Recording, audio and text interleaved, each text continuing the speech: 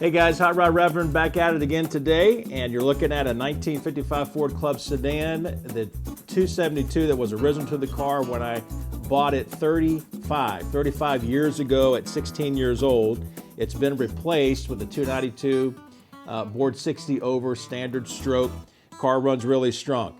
I have been messing around with Y-block Ford V8 engines since the day that I bought this car when I was 16 years old. Cars, trucks, running Y-blocks on engine stands, and all the rest of it. So what I want to do here for this three-part series is just take this first video and tell you what I really think is the most important upgrade that you can make to your Y-block Ford.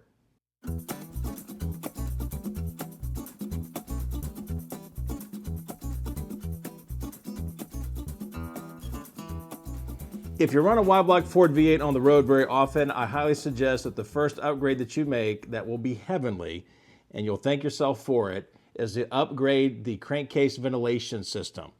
Originally, these cars from the factory had an open system. And what happened was air would enter through the oil filler cap. Because if you look at your oil filler cap, it's got a little filter inside of it there. When it goes through the oil filter cap, oil filler cap, it basically circulates through the crankcase and go out your side draft tube. Now, in 1955, the ECJ models and the Thunderbird would have that downdraft tube at the back on the passenger side of the bell housing and come back behind the block.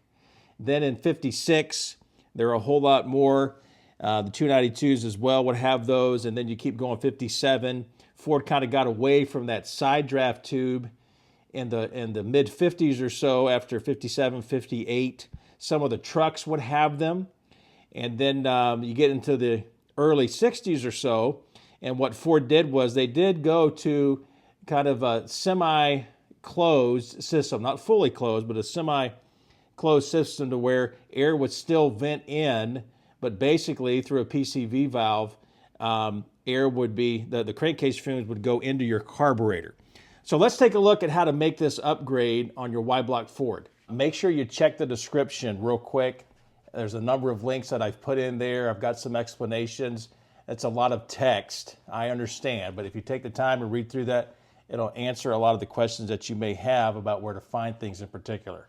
Let me explain to you what I did on my 292 Ford. You look at the driver's side of the block, you're going to find that the crankcase breather tube is missing, and it has been capped off there with a block-off plate.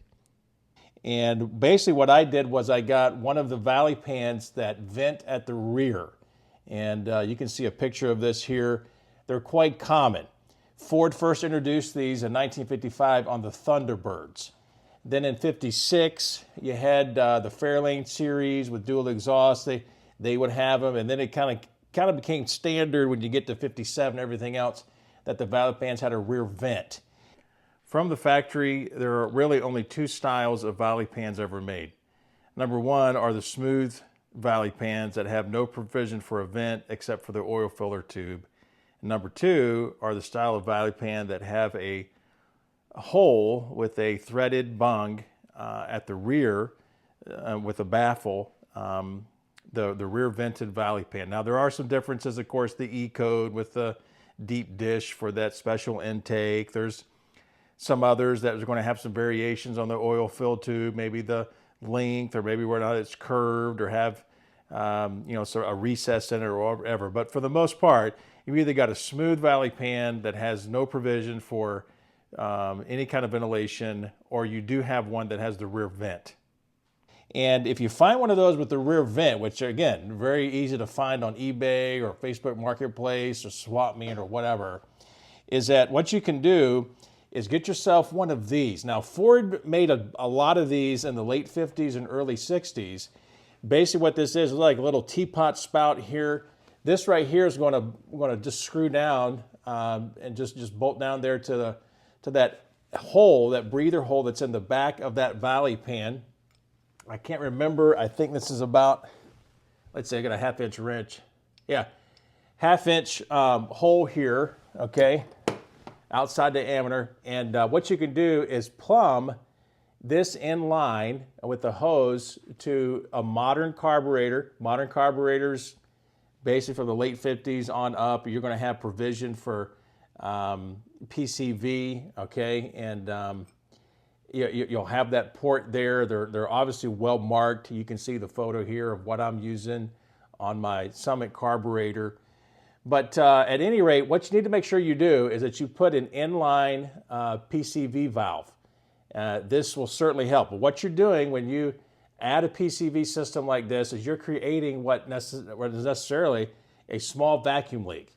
So as the vacuum from the engine is sucking in these fumes and burning them, what you want to make sure you have in line with this is not just a hose that goes to that carburetor port, but you need an inline PCV valve. That is so important. I cannot stress that enough.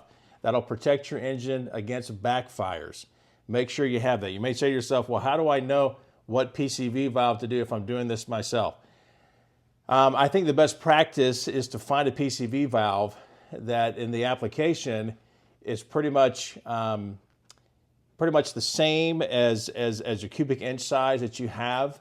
And what I did on my 292 was I got one that was for a 302 Ford, especially since my 292 has been bored out 60 over. I'm looking at 301 or so. So kind of simplistic to do.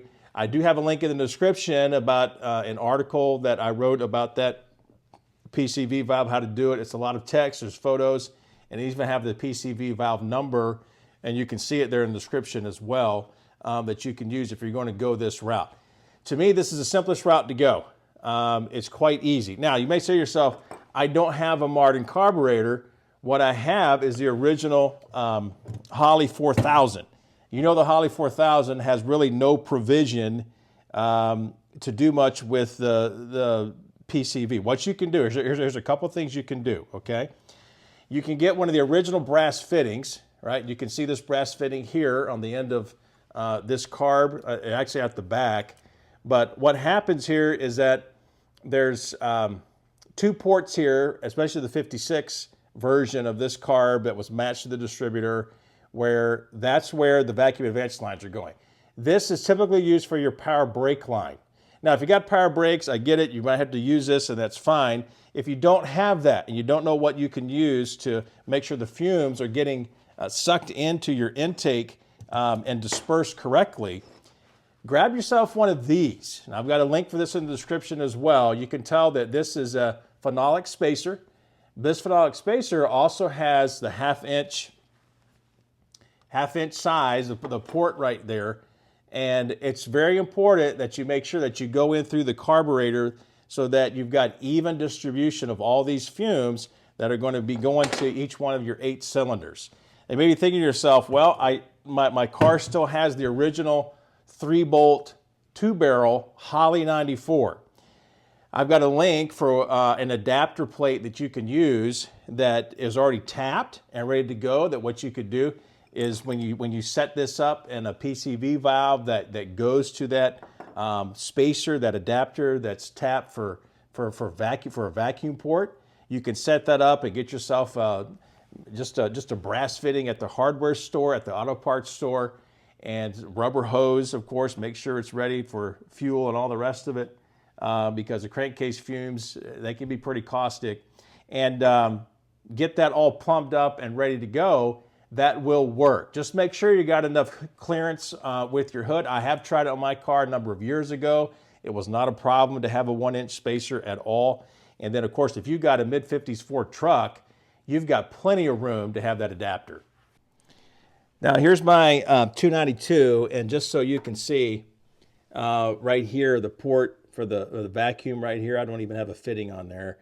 But on this Summit carb, right, you can see where that hose just matches up, and that can be used for brakes or power brakes, whatever you need, but I use it for PCV. And then I've got an inline PCV valve here, and then at the back, there's my teapot little adapter from Ford, and then that just goes to that half-inch hose that's running to the front of the carburetor.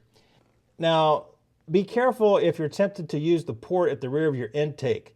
A lot of the larger 4-barrel intakes from Ford, of course the aftermarket as well, you're going to have that adapter back there, but that's really need to be used for power brakes. Reason being, if you put your crankcase fumes into that port through that adapter, you're really just going to be feeding these rear intake runners. You won't disperse anything to the front at all, and you'll really be burning. So you'll be kind of lean in the rear of the engine, and where you need to be or rich up front. You'll be chasing a little bit of a tuning problem, and then as longer you go, spark plugs, you get into a lot of different things. So you want to make sure that you're using an adapter plate.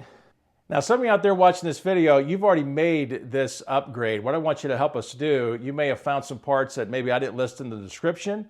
Maybe there's some things you've done yourself that's been a tremendous help. Maybe you've got something that's other than these carburetors that I've talked about.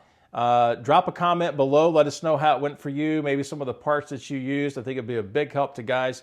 Probably the question I hear the most often is, how can I make this upgrade in the crankcase ventilation system? So I think this is number one for heavily upgrades. Now stay tuned to the channel. I hope you, subscribe, hit the subscription button, all that kind of thing, and the bell and notifications.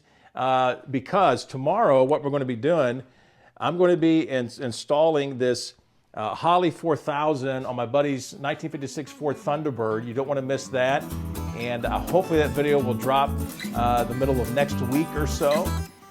By the end of next week as well, we're going to have part 2 of the 3 heavenly upgrades you can make. And of course, 3 parts to the series here. And I hope you're looking forward to that. Thank you for subscribing. Thanks for the guys for the growth here lately. We're going to have some merchandise that's coming soon in the next couple of months, so stick around.